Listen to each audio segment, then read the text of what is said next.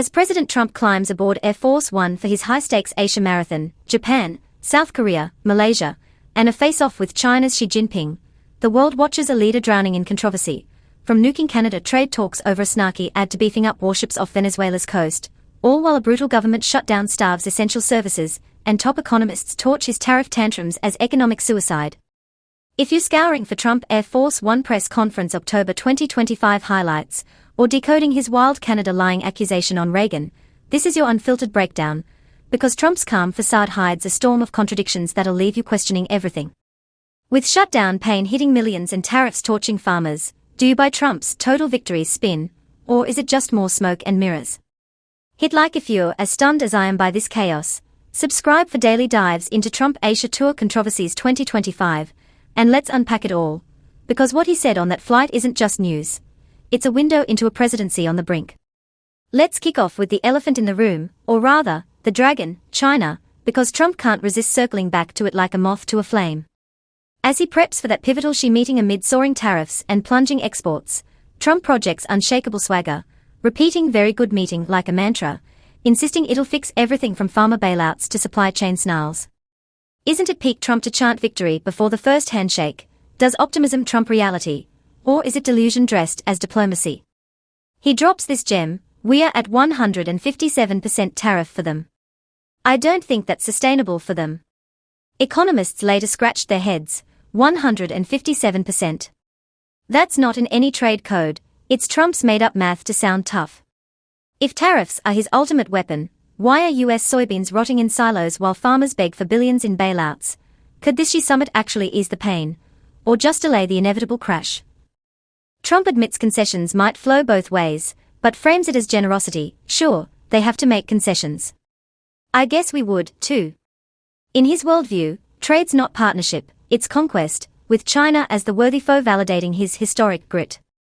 He calls Xi a friend built on unfair treatment grievances, a cocktail of affection and accusation that's pure Trump theater. If you're a farmer watching exports tank, does Trump's good relationship pep talk comfort you, or feel like salt in the wound from a leader more focused on optics than outcomes? But just when China's in the spotlight, Trump swerves north to Canada, and unleashes a fury that'll have you replaying that clip on loop. The pivot to Canada hits like a tariff slap.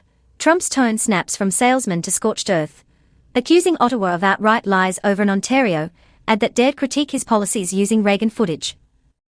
Well, Canada lied, he snarls. What they did was terrible. They made up a fake statement by President Reagan. He insists Reagan loved tariffs when needed, crediting them for America's riches. Fact-checkers counter that Reagan was free trade gospel, but Trump's rewriting history to fit his script. How do you stomach a leader twisting icons like Reagan to justify rage? Doesn't it erode the very legacy he claims to champion? The ad wasn't even federal, it was provincial pushback on tariffs hammering cross-border trade, a $1 trillion lifeline for both nations. Yet Trump treats it as betrayal, halting talks cold, stunning diplomats and enraging US exporters who rely on seamless flows. With Canada as America's closest ally, defense pacts, intel shares, endless economic entanglement, why torch it over one ad? Is this personal vendetta, or calculated chaos to rally his base? Trump waves off repairs. I don't think there's much they can do. I'd just as soon leave it the way it is. It's very good for us. In his zero-sum game, alliance sounds like exploitation. They took advantage of us for years, ignoring mutual growth. If you're in auto manufacturing or farming, feeling the shutdown squeeze, does Trump's very good for us bravado reassure, or terrify with more border brinkmanship? Canada's lie rant sets the tone, but as questions fly on Asia, Trump's charm offensive on Japan reveals a diplomacy as transactional as a car sale. You won't believe his F-150 plug. Shifting to Japan, Trump's salesman shtick shines. He gushes about the new PM as Abe's great friend, then boasts she'll snap up Ford F-150s. She's planning to buy Ford F-150 trucks. She has good taste.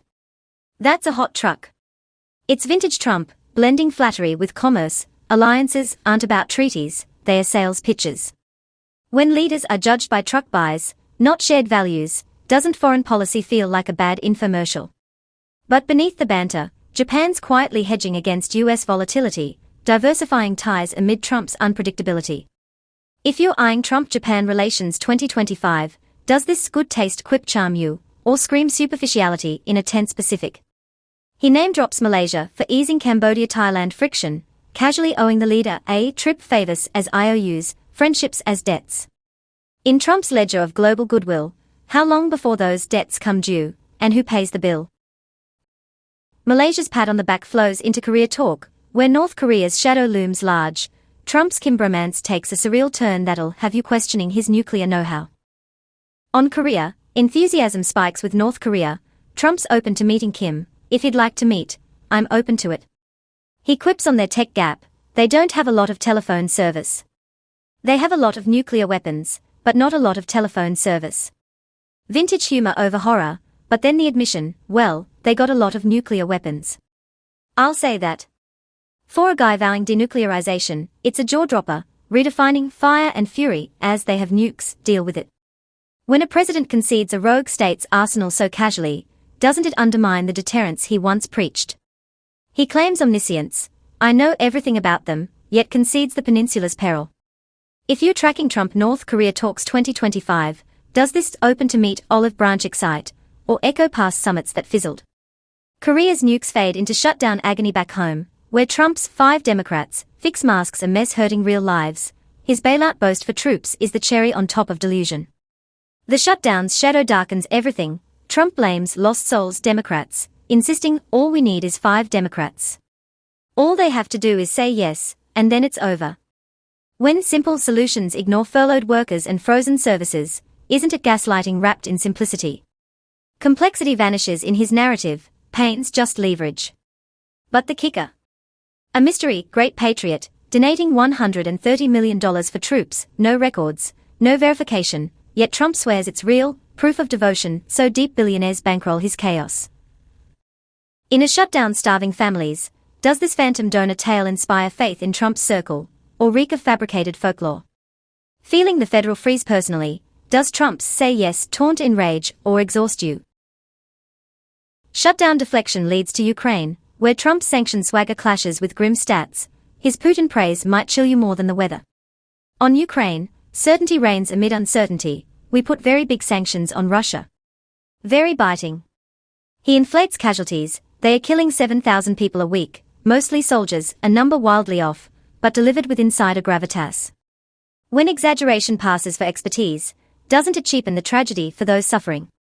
He claims Putin wants it over and China's eager to help, yet Beijing's Moscow bond tightens. If you're following Trump-Ukraine war comments 2025, does his biting sanctions boast ring true amid stalled aid, or hollow? Ukraine's grim tally bleeds into Taiwan tensions, where Trump's rare caution hints at cracks in the armor. His dangerous warning to China stops short of steel. Taiwan tests Trump's bravado. He hopes China won't move. It would be very dangerous for them to do. Pressed on policy shifts, he dodges. I don't want to talk about that now. The trip is already complex enough. For a dealmaker who thrives on bold strokes, isn't this sidestep a tell, admitting limits in the Asia powder keg? With Xi looming, could Trump's Taiwan reticence signal real worry, or just pre-summit poker?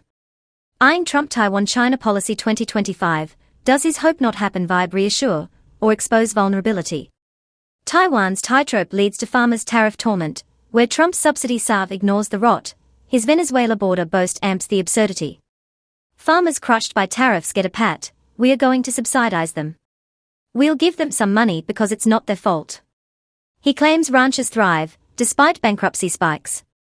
When bailouts band-aid self-inflicted wounds, isn't it admitting tariffs fail, yet doubling down? If you're a tariff-hit farmer in 2025, does Trump's warriors nod help, or highlight broken promises? Venezuela veers to borders. We stopped all drugs virtually from coming in by sea, and will stop all drugs by land very shortly. Echoing Miller's ISIS of the hemisphere, he touts zero people crossings, impossible stats spun as triumph. In Trump's drug war fairy tale, how do warships off Caracas fit, escalation or empty show? Venezuela's victory crescendos to AI and economy boasts, where Trump's trillion-dollar dreams defy gravity. You'll laugh, then worry. Trump caps with futurism. We are leading AI. We are leading China in AI. We are leading everybody. Then the flourish. We are going to have maybe 21 trillion by the time my first year is up. Nobody's ever had numbers like that. GDP. Investments. Fantasy. It doesn't matter, narrative trumps numbers. When boasts outpace balance sheets, doesn't it signal a leader lost in his own legend? Dreaming of Trump's economy projections 2025, do those trillions excite, or echo past hype that fizzled? The story ends, but yours doesn't. This channel thrives on you, no sponsors, just truth. If this Trump Air Force One unfiltered 2025 rant, from Canada lies to China theater, shutdown spins to tariff triumphs, lit a fire, like now to amplify independent voices.